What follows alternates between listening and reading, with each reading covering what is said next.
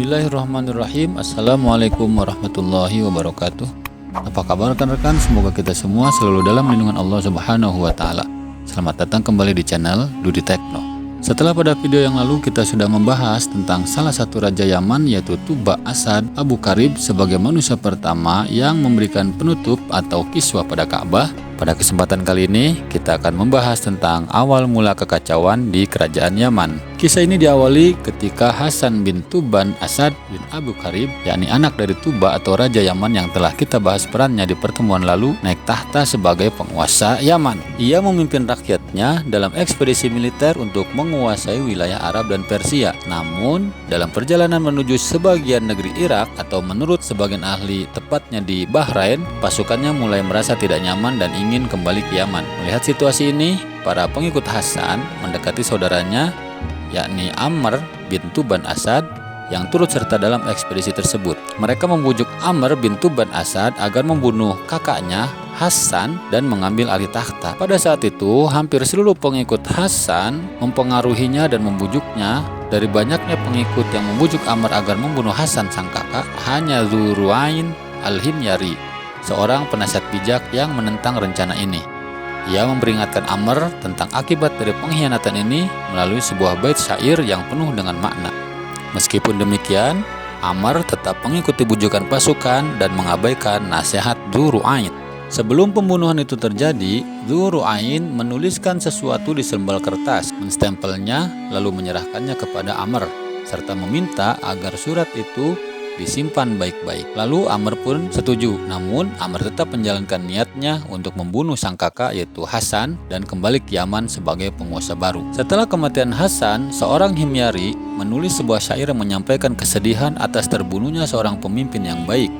Dalam syair tersebut, ia menyesalkan bahwa seorang saudara kandung tega membunuh saudaranya sendiri karena takut kehilangan kekuasaan. Namun, setelah Amr kembali ke Yaman dan memerintah negeri itu, ia mengalami insomnia berat yang membuatnya tidak bisa tidur. Keadaan ini semakin memburuk sehingga ia meminta bantuan para tabib, dukun, dan peramal untuk mencari tahu penyebab penderitaannya. Salah satu di antara para tabib itu, mereka mengatakan bahwa tidak ada orang yang membunuh saudaranya sendiri karena kebencian seperti yang telah engkau lakukan, kecuali dia akan menderita penyakit insomnia. Mendengar hal ini, Amr menjadi murka dan membunuh semua orang yang sebelumnya membujuknya untuk membunuh Hasan, termasuk para pemuka dan pembesar Yaman.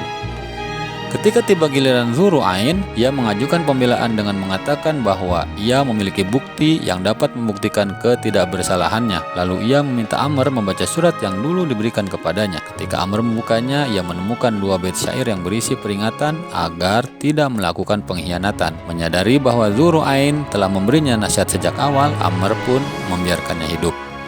Setelah Amr meninggal, kerajaan Yaman jatuh ke dalam kekacauan dengan berbagai kelompok yang saling bersaing untuk mendapatkan kekuasaan. Raja baru kerajaan Yaman yang zalim. Setelah kematian Amr bin Tuban Asad, kerajaan Yaman mengalami kekacauan. Di tengah kondisi ini, seorang dari Himyar yang bukan berasal dari keluarga kerajaan bernama Lakhni'ah Yanufdhu Shanatir berhasil merebut takhta Yaman dengan cara paksa.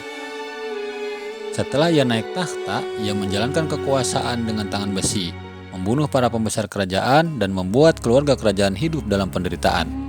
Seorang Himyari kemudian mengungkapkan kesedihannya dalam sebuah syair yang menggambarkan bagaimana bangsa Himyar telah membinasakan keturunannya sendiri, merusak negerinya, dan menumpuk kezaliman dalam sejarahnya. Lakhni'ah sebagai raja baru dikenal sebagai penguasa yang fasik yang gemar melakukan perbuatan homoseksual. Ia sering memanggil anak-anak muda dari keturunan kerajaan ke istananya, lalu memperkosa mereka di sebuah kamar khusus yang ia bangun untuk tujuan tersebut. Setelah melakukan aksinya, ia akan melihat ke bawah dari jendela kamar ke arah para pengawal dan pasukan yang sedang berjaga, lalu menggigit siwak sebagai tanda bahwa ia telah selesai. Melihat bagaimana perilaku Lakhni'ah sebagai penguasa di Yaman berkuasa secara zalim, Dzur'ah Dzunwas bin Tuban Asad, adik mendiang Hasan bin Tuban yang saat itu telah tumbuh menjadi pemuda yang gagah, cerdas, dan berkarakter mulia, tidak tinggal diam. Sejak kecil, ia telah kehilangan saudara-saudara kandungnya akibat perebutan kekuasaan, dan kini ia menjadi target Lakhni'ah. Ketika utusan raja memanggilnya ke istana, Dzunwas menyadari bahaya yang mengintainya. Sebelum ia berangkat, ia menyembunyikan sebilah pisau kecil yang tajam di antara sandalnya. Sesampainya di kamar Lakhni'ah, tidak ada orang lain kecuali mereka berdua. Pada saat yang tepat, Dzu Nuwas tiba-tiba melompat dan menikam Lakhni'ah. Dengan serangan yang cepat dan mematikan, ia berhasil membunuhnya, kemudian memenggal kepalanya. Setelah ia meletakkan kepala Lakhni'ah di jendela, di tempat raja biasanya memberikan tanda kepada para pengawalnya.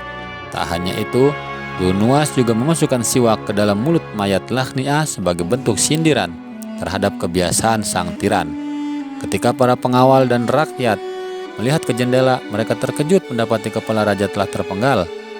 Mereka lalu mengejar Dzu Nuwas dan bertanya, "Wahai Dzu Nuwas, siwak itu basah atau kering?" Dzu Nuwas dengan tenang menjawab, "Tanyakanlah kepada kepala itu." Setelah melihat kepala Lakhni'ah dengan mata kepala mereka sendiri, rakyat merayakan kematian sang tirani. Mereka menyadari bahwa Dzu Nuwas telah membebaskan mereka dari penguasa yang keji dan bejat. Karena itu mereka sepakat bahwa tidak ada orang lain yang lebih layak menjadi raja selain Dzu Nuwas. Setelah berhasil membunuh Lakhni'ah Dzushanatir, orang-orang Himyar mengangkat Dzur'ah Dzu Nuwas bin Tuban Asad sebagai raja mereka. Seluruh kabilah Yaman bersatu di bawah kepemimpinannya. Dzu Nuwas menjadi raja terakhir dari dinasti Himyar yang dikenal sebagai Shahibul Ukhdud atau Ashabul Ukhdud. Ia juga menggunakan nama Yusuf sebagai gelarnya. Ia memerintah dalam waktu yang cukup lama. Di sisi lain, di wilayah Najran terdapat komunitas penganut agama Nabi Isa alaihissalam yang masih teguh pegang pada ajaran Injil. Mereka adalah orang-orang terhormat yang dikenal sebagai golongan yang istiqomah dalam menjalankan agama mereka.